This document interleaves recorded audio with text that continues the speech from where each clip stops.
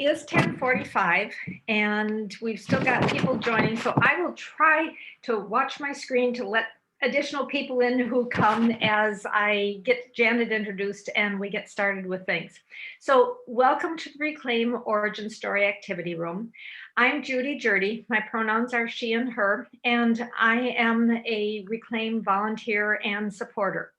So first, I'd like to take care of a few housekeeping details. If you aren't already muted, please do so. And Janet will be speaking for about 15 minutes, and then she will be happy to take questions through chat or directly from the attendees. And if you think of a question while Janet is speaking, feel free to put that into the chat box. And also, this session is being recorded. So I'm so happy to have Janet Bystrom here to tell us about Reclaim's origin story. Janet got her start pulling overnight shifts as a social worker at the Bridge for Youth back in the early 90s. As Janet came into her own queer lesbian identity, she also came into opportunities to express therapeutic care for queer and trans youth. Janet founded Reclaim in 2009, and she stepped out of leadership in 2016 to make room for the arrival of a permanent executive director. So since leaving Reclaim, she has established Bystrom Counseling and Consultation, which is a solo practice. Her current office is located in George Floyd Square at the corner of 38th and Chicago. She enjoys a vibrant practice that serves primarily queer and trans clients of all ages. Thank you for your interest in learning more about the origin story of Reclaim. Janet, yours. Hi. Good morning, one and all. And first want to just say thank you, Judy, for all of your dedication to Reclaim and so many volunteer hours that you have contributed, and for hosting and holding our space for us today. I want to say thank you so much. Yeah. And thanks to everybody in here. I see some people I know, some people I don't know. So hi. Hi. Thanks for being here. Yeah, so as Judy said, I'm gonna speak for 15 minutes or so. It's a hard story to condense, but I'll try to pull out the things that I think might be helpful to know about Reclaim and how it came to be. So with that, I guess I'll just get going. And like Judy said, feel free if you've got questions you want to put into the chat box, go ahead and do that.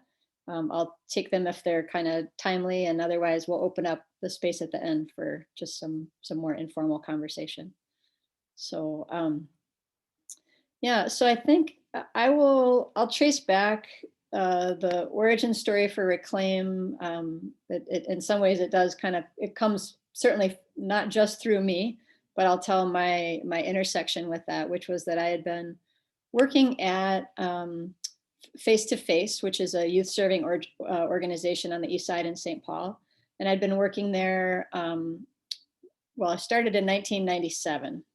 And it started with and if you can kind of think back to what was happening in 1997, that was just a little while ago, actually. It was a while ago. And so there really was not a lot in terms of kind of visible service and support for, actually, I would say back then, the language even that we were using was just saying for lesbian and gay and maybe bi young people. And so they got a tiny grant for 4 hours a week to hire a therapist who was willing to kind of be visible and open related to being a resource around sexual orientation, adolescence, and therapeutic care. And again, even back then, I'll just say like that was like not a very popular thing for an organization to be putting forward and saying that it was providing in terms of its care. But we knew that it was important to create visibility so that young people knew they could come. So we're starting with that 4 hours a week. It actually, the services grew and grew and grew over a number of years to the point where we had more than one full-time staff position. And we had been running a group for gay and lesbian youth called the Pocket Full of Queers, which I helped to facilitate, and it ran every single Tuesday night for 10 years straight. Hi, welcome to the group. And so we had a really just an incredibly robust degree of service that was starting to be provided. And it was really like whenever you had a young person who was struggling with sexual orientation, and at some point we started talking more about gender identity, they just said, send them to face, because it was also not only adolescent specific, but also very accessible as a nonprofit, so that people did not have financial barriers in terms of coming. And so if you've got a young person in crisis, and this is a part of the nature of the crisis, you really want to make sure that they're really held in excellent care, because it has the possibility of making a bad situation worse if they're not able to be really sensitively received, including their family system. So basically what happened is we grew and grew and grew these services over the course of about 13 years. And then in 2008, the economic downturn came, which was devastating to pretty much, every, nonprofit around in the Twin Cities. It was a very difficult time. Grants went away, resources went away, donations went away. And because the services that we had been providing were just a smaller subset of a larger organization, the organization decided we cannot continue to support this particular programming. And so what I want to say was really important to note about that is that this is what happens again and again and again to communities that are the most marginalized, who need the most are the ones that are hit the hardest whenever there is hardship. And so, and this was a situation again in which these young people were, particularly the bottom dropped out specifically for them at this time. And so, yeah, and so the group that we'd been doing for the gay and lesbian young people, we had to close. And then we had been running the gender exploration group already for 6 years at that point. And that was the only place in the Twin Cities that young people could come related to gender, care around gender identity that was accessible. So when it came into our awareness that that was going to need to close also, myself and the co-facilitator at that time, Alex Jackson Nelson, decided that we really needed to do something to try to protect and preserve that particularly piece of programming. Because if it went away, literally there would be no place for young people who had a lot of need to be able to gather and get care.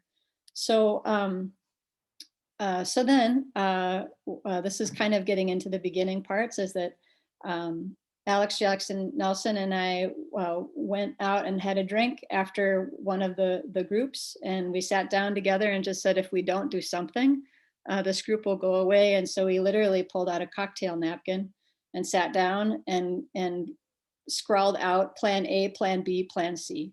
And plan A was, how do we just keep doing this group on a volunteer basis? We try to find some place that we could have people meet and have it keep going. And then we would just volunteer until those young people all got what they needed, and then we would end. Then plan B, we thought, well, maybe we can try to get $3,000, $4,000, $5,000 or something like that. And maybe we could have a phone line or at least rent a place where we could meet once a week and keep the group going a little bit longer. And then plan C, and welcome to all the people who are continuing to show up. It's nice to see more faces pop in. Hello, I'm midstream with my story. And then Alex looked at me and he said, well, but what do you think, what is it that you think that we really need? And I said, well, gosh, we need a door that young people can come through anytime, anytime, not just once a week, and for a full range of services. And, he said, well, I don't know, what do you think that would cost? And I just made up a number at that point. I was like, well, just to get something going, we'd probably need $50,000 or $60,000 just for a year to kind of, get some type of a framework happening. So anyway, we took that, just that idea. With that idea, we went and talked to who was then the executive director at the Bridge, Tim Reardon, and we said, do you think you could be a fiscal sponsor for this type of service if we could get some community buy-in? And he said, yeah. And we said, well, how much would you need for community buy-in in order to get your board to agree to be a fiscal sponsor? And then he made up a number, which was about 30, he said, I think about $30,000. So with that in mind, Alex and I went out and we were like, okay, how do we do this? And I will tell you that was when that was February of 2009, which was, if you look on the data graphs, was the lowest point of the economic downturn, was right then when we were expressing this need to all of a sudden have this amount of money materialize. Oh, and then he said, and by the way, Tim said, we would need to have that, all of those dollars clearly pledged by the beginning of April. So what happened then, which was a very, very short timeline, of course, but what ended up happening was we then turned around into our networks. We ended up having 2 house parties, one hosted by Dr. Eric Meininger and another by Dr. Tom Scott. And we had a phone bank, and which was literally people in my house, just everybody that I could think of that cared about this service came, and we sat, people with all their cell phones sitting in different corners of the house with scraps of paper, calling everyone they knew and saying, could you pledge some money if we could start something like this? And I will tell you, we ended up raising over $30,000 in 3 weeks' time. And that was before Reclaim had a name or a website or a phone number or even a mission statement. This was just people in community. Yes, I see some clapping. It was, this was just people in community who said, we have to protect ourselves. We have to make sure that there's a safe space for young people to go to be received when they need it. Because I think we all know, and those of us that either are queer or trans or love people that are queer or trans, we know that people's lives really are precious, and that so often people do not feel that they can make it through whatever moment is coming to pass in their lives. They really don't believe that, and they don't see a way forward. And so the necessity to have the right kind of support when you need it really does save lives. We've seen that, happen over and over again. So the other part of the story I want to share is that when some of the young people that I'd been providing therapy for at Face to Face understood that the programming was about to need to be terminated, and so they, unbeknownst to me and unrequested by me, they went and got together on their own, and they had their own silent auction. They had what they called a gender ball and a spaghetti dinner.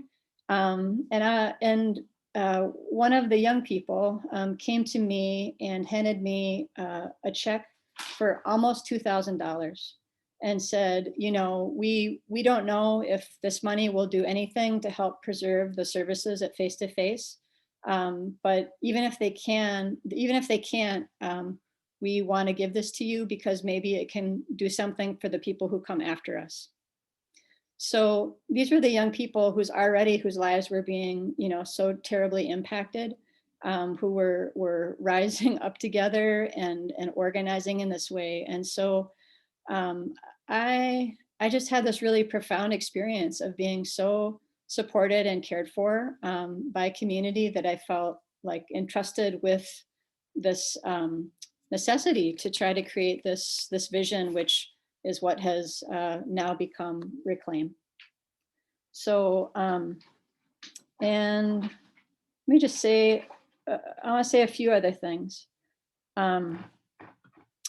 When I started Reclaim 2, I was so moved to know the level of protection, support, and care so many of the people that were making it possible to get this service off the ground. And so I thought, these young people that are going to be coming into my care, they're just going to be experiencing me. They're not going to know all of the people, who have given so much. And so I wanted for them to know somehow that was true. And so I thought, what could I do that would help to tie us all together? And so I decided that I would start all of my sessions by saying this statement.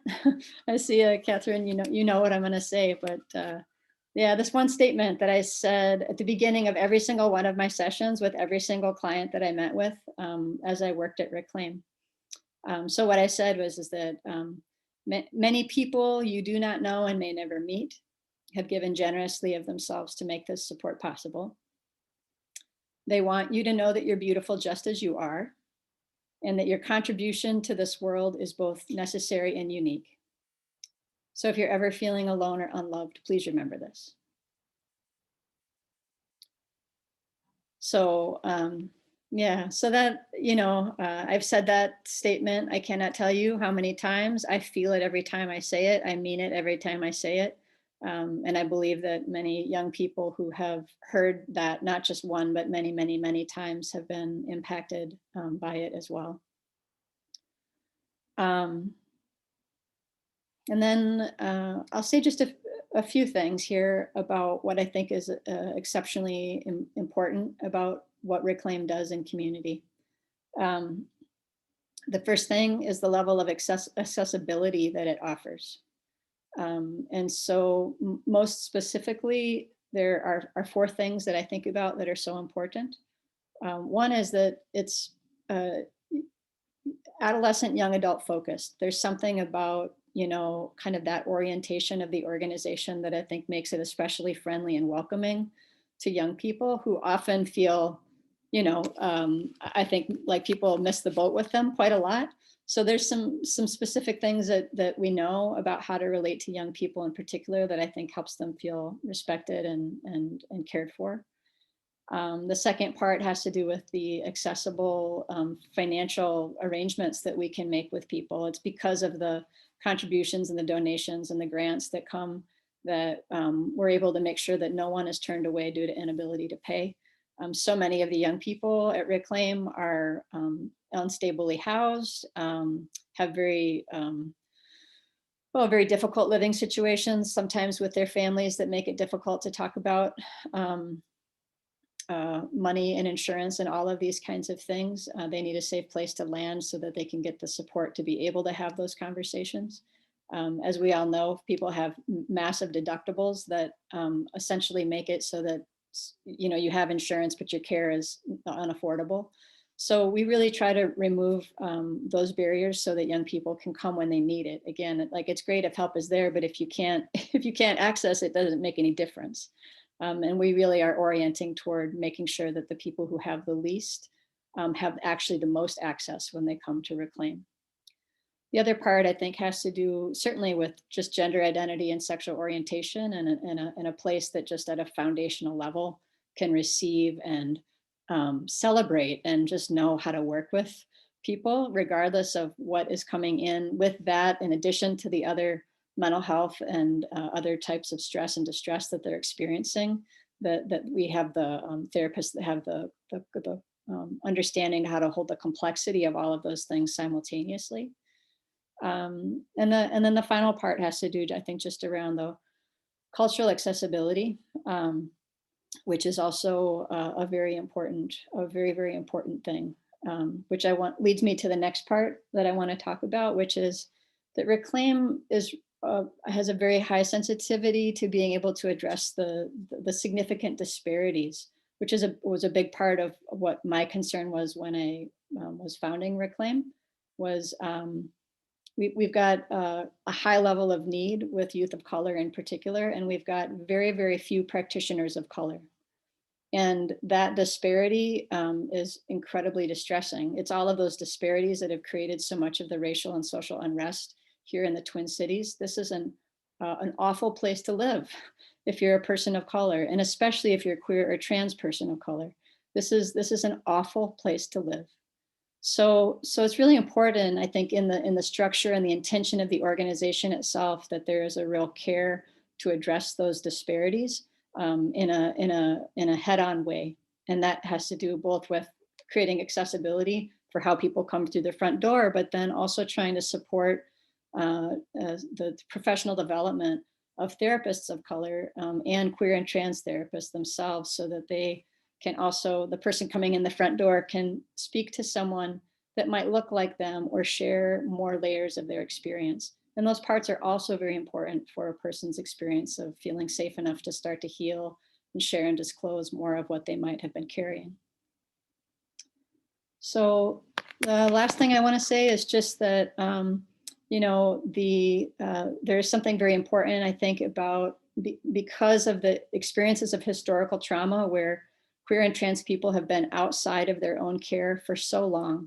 When you think about the HIV and the AIDS epidemic and how many people had to die before someone would take seriously what they needed, and that they understood, you know, what they needed to help protect and save their own lives. And that was not available to them. And so there's a lot of historical trauma of people needing care desperately and feeling unable to get it from people who were supposedly experts. The same is true with the Harry Benjamin standards of care. So many of the standards of care around gender identity had been created by people who, again, were experts but had not lived the experience. There's some things that are just really fundamentally problematic about that. Fundamentally problematic. So it's very important, I think, to understand that in queer and trans community, that we have places where we can go for our care, where we understand or feel some sense of ownership and agency, that we can be the masters of our own destiny in some ways. There's something important about that as a part of the kind of the integrity of the organization. So I'll just finish by saying what the mission of the organization is, which is to increase access to mental health support so that queer and trans youth might reclaim their lives from oppression in all its forms.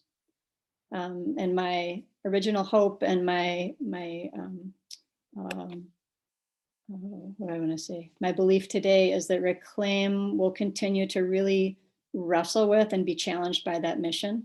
It is a very powerful mission, one that is very difficult, obviously, to live into for all kinds of reasons. But I think if we're doing it right, it means that we're always looking at that in the most earnest and honest way that we possibly can. So, yeah, I think that's all that I wanted to share. And let me just check the chats here. Yeah. And I'll just open it up if people want to unmute or ask questions. I'd be happy to engage in conversation. And there's some other people here that can also speak to the origin story. There's Stevie and Kumar and Catherine, you're also somebody, and Amy Petra as well, people that have been in relationship to the organization for a long time.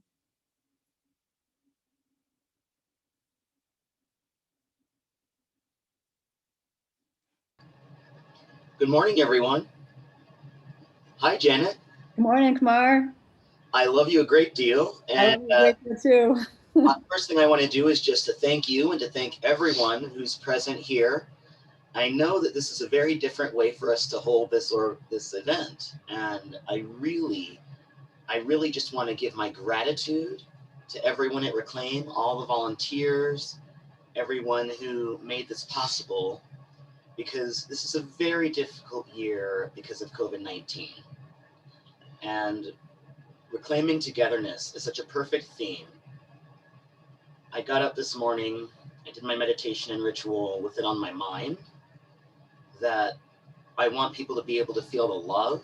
I want people to know that they are a part of this love, and that no matter what distance exists between us physically, when you have a common vibration, when you have a similar resonance in your heart, it's even been proven now by quantum physics. It's called quantum entanglement.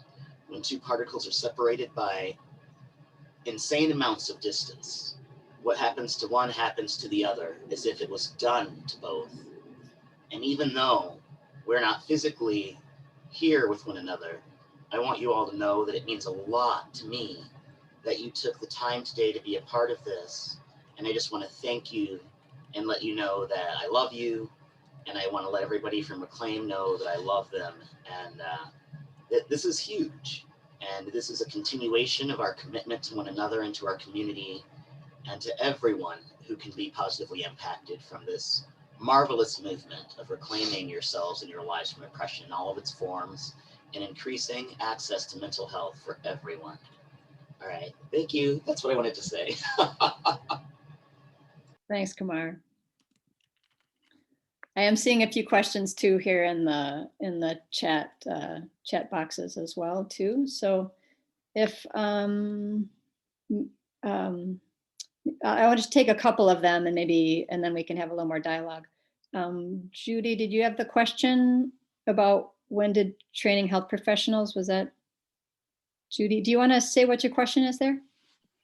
Sure. It's one of the things that I really like about Reclaim is that in addition to providing direct services for people who come to them, that they are working to increase the number of health professionals who are qualified to be able to provide some very special services. And so when I talk to people about my support of Reclaim, it's really two-pronged. It's the support of the services that are being offered, but also the fact that they're building capacity. And until COVID hit, I, for about 6 months, was a front desk volunteer in the Reclaim office. And so one of the things that I did as a part of that was answering the phone and then also working through the waiting list of people who were calling looking for services. And it was one of those things at that time we had like about a 3 to 4 month waiting list.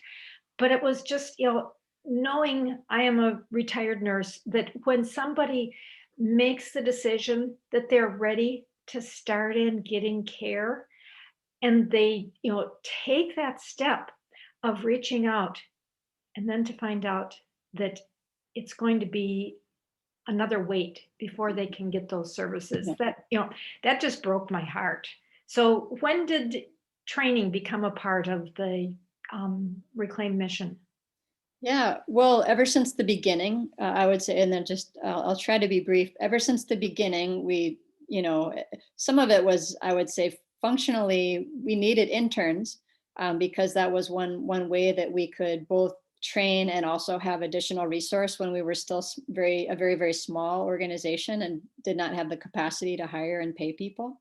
So it was some of it was necessity, but also there definitely an interest in training and developing people's skills, with this particular interest in supporting the professional development of people of color in particular. And there's been Reclaim has some history with doing a POC, people of color cohort, specifically designed to create safe and supportive places for people of color to be doing their own kind of learning with one another around the therapeutic aspects, but also some of the challenges about doing the work when your own trauma is often triggered by doing the work at the same time too. So there's a lot of there's a lot involved with that. So yeah. I'd like to speak to that question just a tiny bit too, if I could, Janet. Yep, and just to say, I think we only have about 5 minutes left in the room, just so you know, Kumar, and there are other questions in the chat box too. Yeah, I just wanted to share that I was a part of the training at Reclaim as a former client when I was a youth. I then continued on to college, and when I came back, I was in psychology studies in college. And through assistance of Reclaim, I was able to not only take part in the POC cohort, which I was able to join in and do trainings under individuals with PhDs in psychology and gender studies, in LGBTQ studies. And we went to Casperson, where I was actually able to get licensed as a narrative therapist. I completed the full course twice, once at Kinwood Therapy Center and then once at Casperson. And Reclaim has a history of networking with awesome educational institutions and individuals who are able to work with you in your education. Well, I guess I said education 5 times. I'm trying to be fast. Mhm. But yeah, I'll just wrap it up. I'm really grateful to Janet for working with me specifically. I was her fellow in their first fellowship program, and I worked right alongside of her in one-on-one therapy, and that really fueled my love for assisting people and engaging in healing with people. Yeah, thank you. And I'll just say real briefly that we've seen that cycle play out with many young people who have come in and received care, and then who have launched into their own professional development, and then have circled even back into Reclaim for support and mentorship at other levels. And so I would say that's exactly the mix that we're looking for, is to be able to again address the accessibility and the development sides, both sides of that coin, as a part of the powerful healing circle that Reclaim is. So just I'll take any other in-person questions. If you have a question that you wrote that you want to say it out loud, please feel free. If you just want to raise your hand and speak, that's fine too.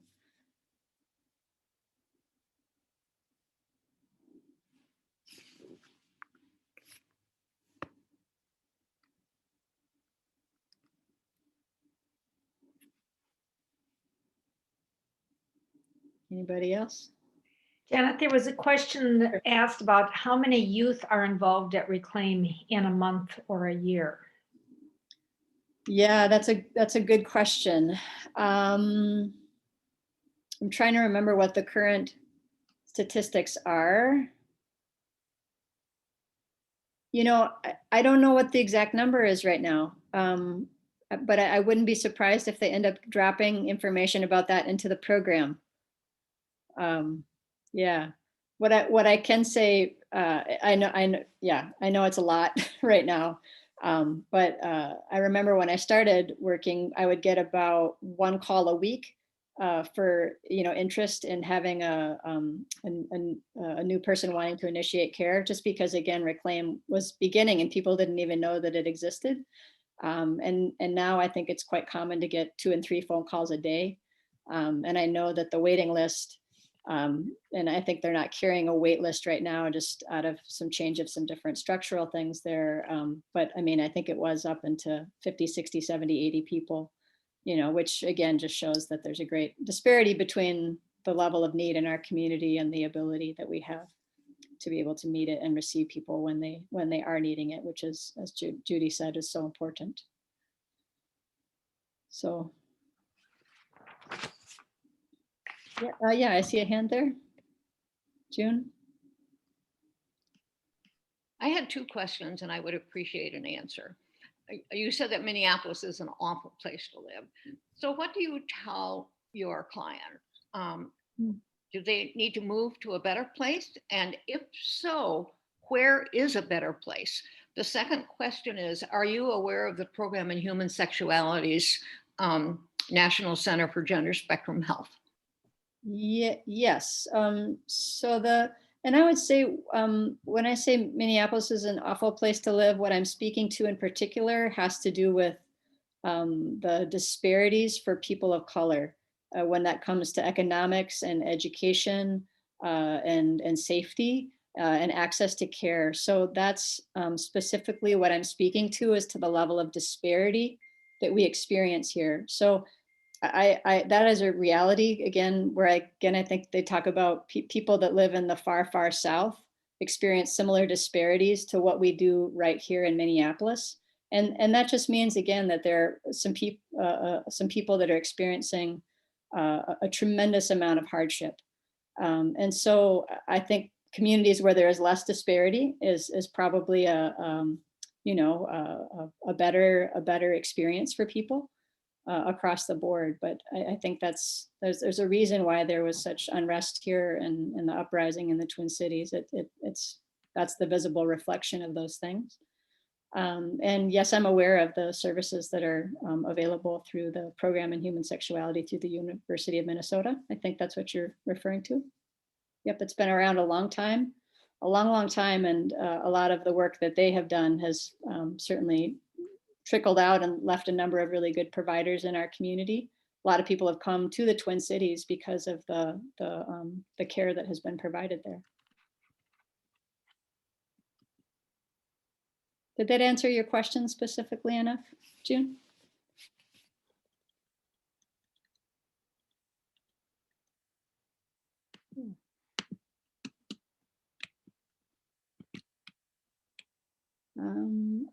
Judy, are we gonna, can I answer that question really quickly about the she, they, or did someone just get that? I did do a private Okay. response to that, so I'm just Okay. copying a couple of links into the chat. Oh, wonderful. So Thank you. it is time to wrap up this portion of our program. So thank you to everyone who came to this activity room. We had no idea how many to expect. And thank you to Janet for sharing the story of Reclaim. Yeah. Now it's time to go to the main Zoom room to watch the program with your table group. So when you go into the main Zoom room, there will be a quick welcome, and then you'll either be sorted automatically into your table via the breakout room, or you will choose your table via the menu of breakout rooms. There will be Reclaim staff or volunteers on standby to help if needed. And if you have any issues with the Zoom room, you can always watch the program on the Reclaim website as it premieres. And I just put a number of links into the chat for you. You should also have received emails and texts to your own devices, I think, with those items. So the program will start at 11:30. So you got a couple of minutes if you need to do a bathroom break or go grab a cup of coffee. But I encourage you to, not wait until 11:30 to log in to the Zoom room. And if you get it lost at any point, you can return to the main event page and go from there. And that page is www.reclaim.care/CTL. So see you in a bit. And again, thank you all for being here and supporting Reclaim today. Thank you, everybody, for coming. Thanks for coming today. I appreciate it so much. Wonderful to see you, Janet. Thanks for everything you've done. You bet.